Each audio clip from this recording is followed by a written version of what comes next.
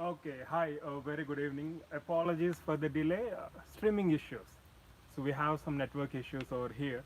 So I took some time to adjust the view and somehow we could get hold of some decent network. So we'll have a live session now. We'll discuss few multiple choice questions from dental materials, set of 10 questions. But before we proceed, let me know if it is streaming fine. Also let me know if my voice is fine or if you want me to raise my voice. Your feedback is much appreciated now.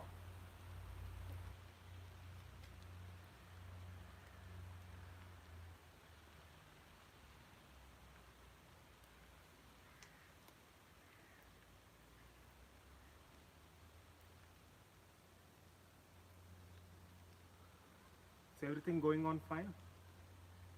Okay, you want me to raise my voice? Okay, I'll try. I'll try as much as I can.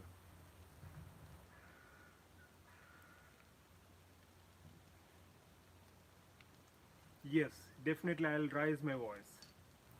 Fine?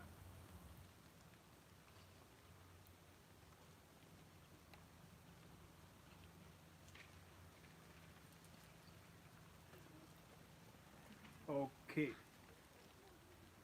Yeah, thanks for the feedback. So let's go through these multiple choice questions real quick. So the first one, pertaining to purity of gold. So often we have several questions on the purity of gold, fineness of gold. So the first question for today is 22 karat gold has a fineness and purity of. So already we discussed the same in our e-classes previously. 22 karat gold has a fineness and purity of. So what is a fineness and what is a purity of gold in the so-called 22 karat gold?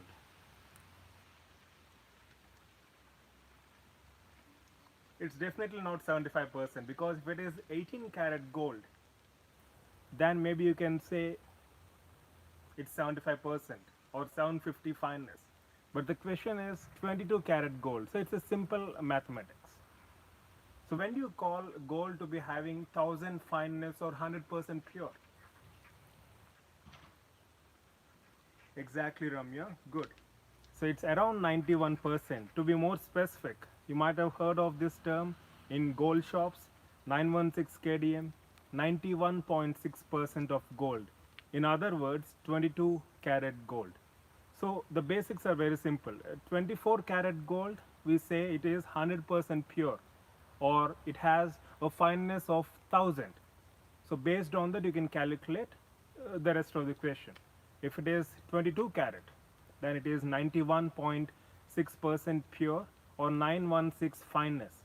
If it is 18 karat gold, as you said previously, 75% purity or 750 fineness, right?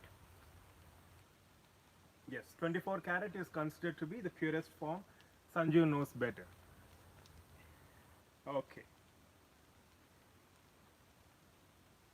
The next question, we have different generations of amalgam. So this question is on a generation of amalgam.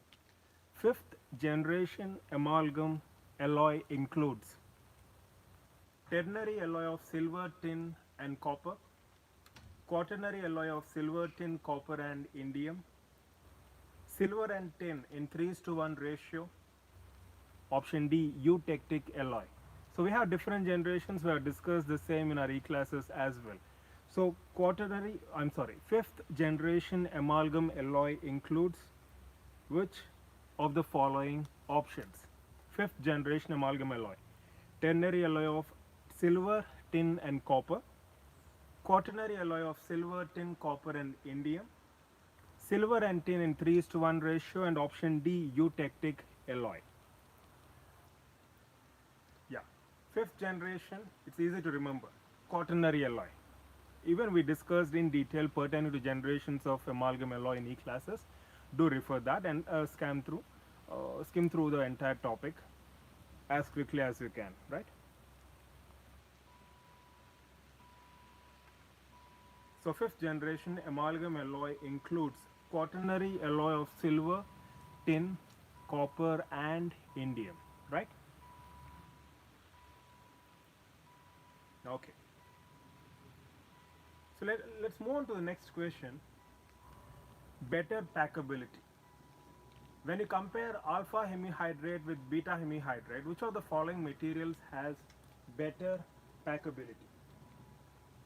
A train is passing by. I just want you to see that train.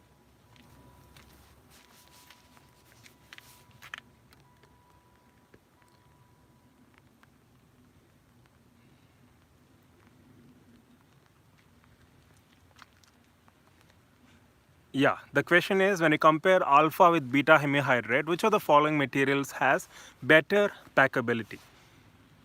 You can see we have a train station here.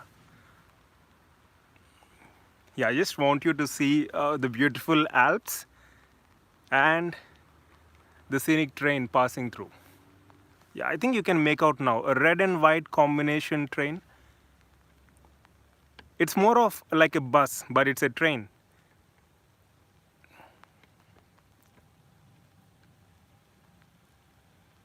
There you go.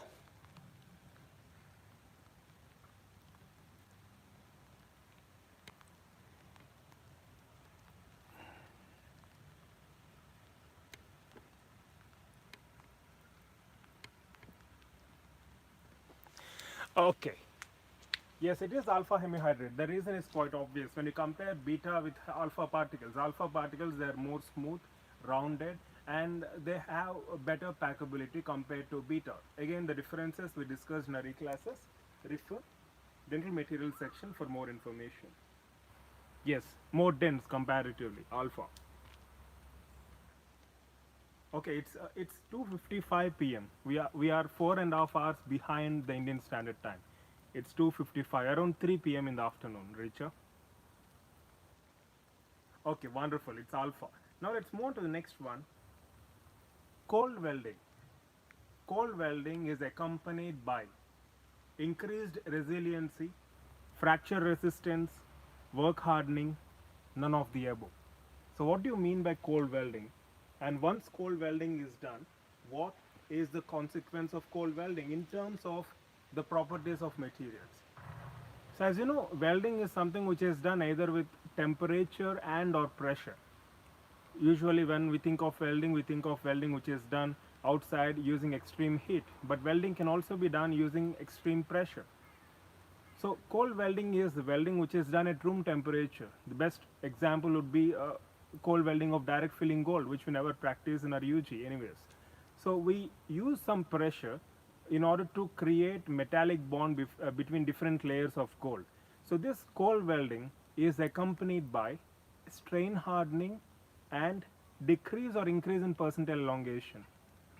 Which option would you choose? So what are the changes in properties you see, especially in terms of mechanical properties, once a material is subjected to cold welding?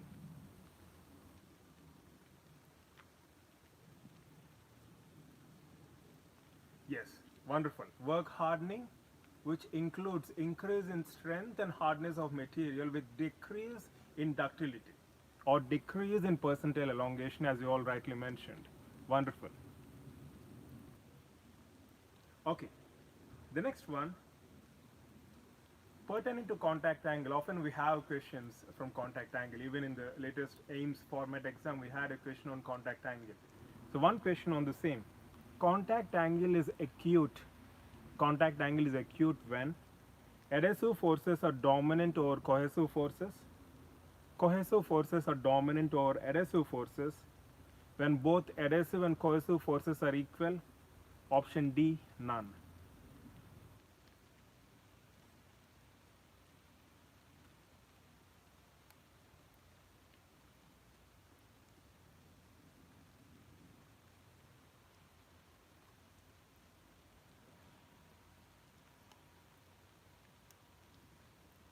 Yeah, is it streaming? See, when cohesive forces are more than adhesive, it means there is no proper wetting. In that case, contact angle increases. But when adhesive forces are greater than cohesive, it means the material is wetting more efficiently on a given surface.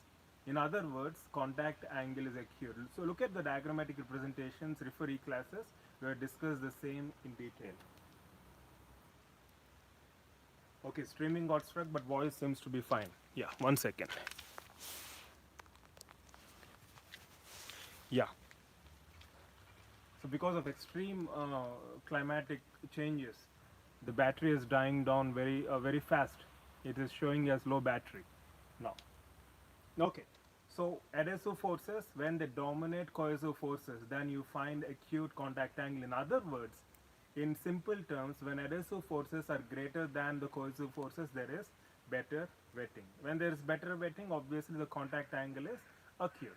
By the way, contact angle is the angle between a given surface and a tangent across the curvature of a fluid which is present on the surface, right? So contact angle enables us to evaluate whether a given material wets a given surface properly or not.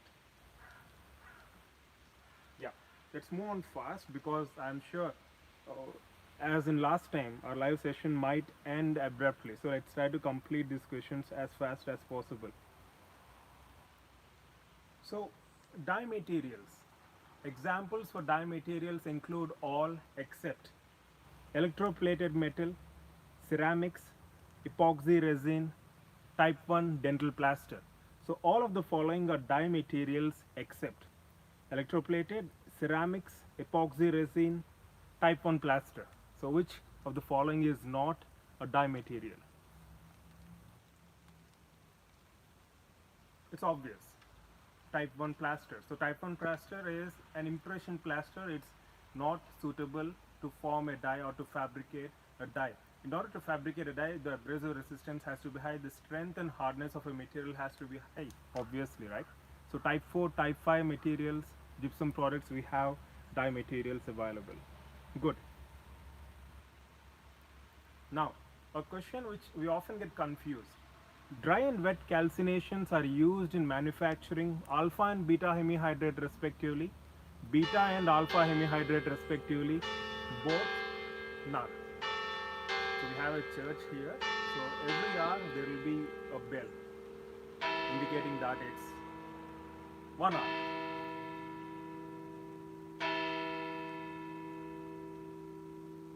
Dry and wet calcination are used in manufacturing dash and dash respectively. Alpha and beta, beta and alpha, both none. Yes, dry, beta. So you can frame your own mnemonic. So dry and wet calcinations are used for manufacturing beta and alpha hemihydrate respectively. Good. Okay, a comparatively tough question. Let's see, we have something called a stress strain graph. We even discussed the same in detail in our e-classes. In stress strain graph, ultimate tensile strength and fracture strength coincide for which of the following materials? Plastic, brittle, both, none. In stress strain graph, ultimate tensile strength and fracture strength coincide for plastic materials, brittle materials, both, none. So look at the graph, look at the description given in Phillips as well as in our e-classes video.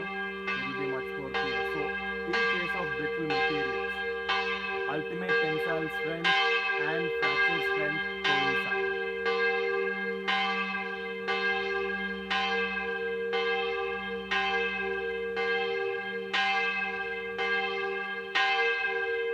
Okay, penultimate question, the ninth one. Increase in water powder ratio increases or decreases the strength of gypsum. So it's more or less like a blank. With increase in water powder ratio, what happens to the strength of gypsum?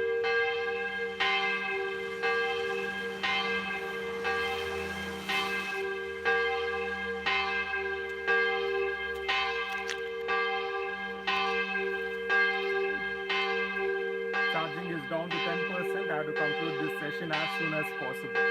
Right, penultimate question. Increase in water powder ratio, how does it affect the strength of gypsum products? So powder is essential to have better mechanical properties. So with increase in water powder ratio, the amount of powder per unit volume of water decreases. So mechanical properties also decrease. So increase in water powder ratio decreases the strength of gypsum products, which is quite obvious, right?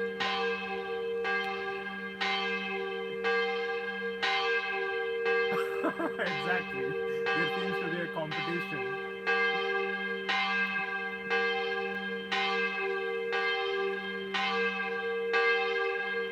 I don't know. I'm not sure when they're going to stop. Okay, I'll repeat the question. Don't worry. Penultimate increase in water powder ratio, how does it affect the strength of gypsum products? So as we discussed, more powder is necessary to have better mechanical properties. So increasing water powder ratio decreases the strength of gypsum products, right? Now final question, 10th one, what is the Knoop hardness number of amalgam? KHN value of amalgam. I'll give you options 50, 100, 150, 200. What is the Knoop hardness number of amalgam?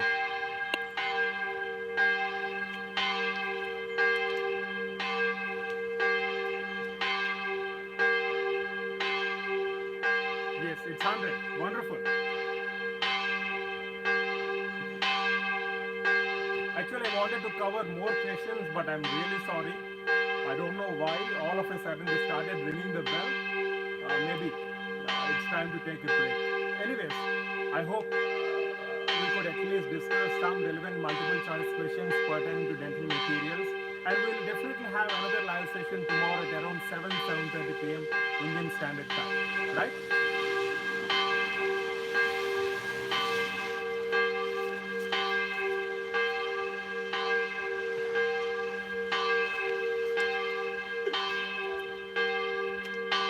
There is no stopping the bell.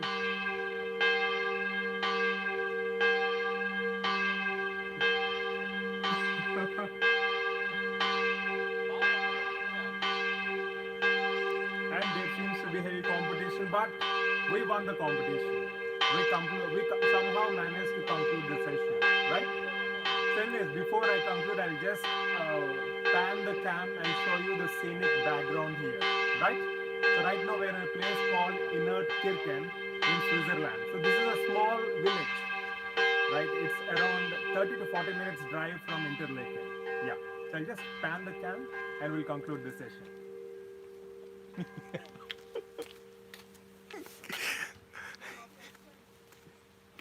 They stopped. Finally, the ringing of bells stopped, right?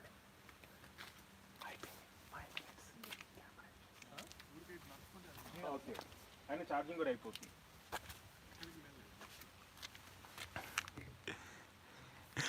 Yeah. Battery, I'm not sure. It's around 7 to 8%. It might go anytime, but I'll just pan the cam. Yeah, it's low battery. I'll just pan the cam so that you can just have a look. Okay, right. So I'm not sure when the battery dies down, so I'll just pan the cam. And there you can see, I'll just zoom in. I mean, it's not so clear, but you can see some, what should I say, a power plant. You can see a power plant, which I zoomed in. That's a hydroelectric power plant. We have plenty of water here, plenty of fresh water available. We have hydroelectric power plant nearby.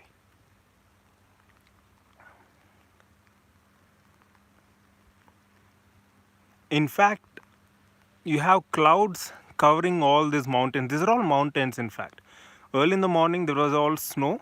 Anyways, I've done plenty of recorded videos. I'll just show you the mountains, beautiful mountains, which are all covered with snow. I mean, with clouds now, because it's all cloudy today.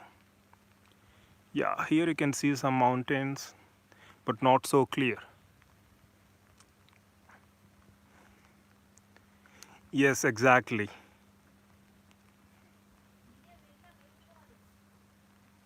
And I'll show you the church, which caused a lot of disturbance in form of ringing the bell. Here you go. This is a church.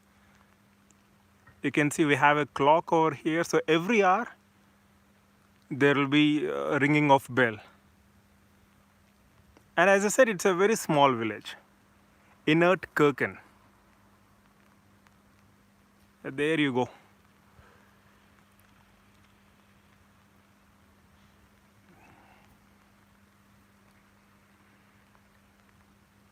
And you have plenty of green land for you to dance, party, and whatnot.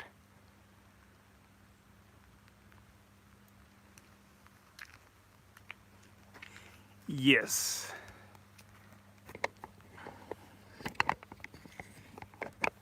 Okay then.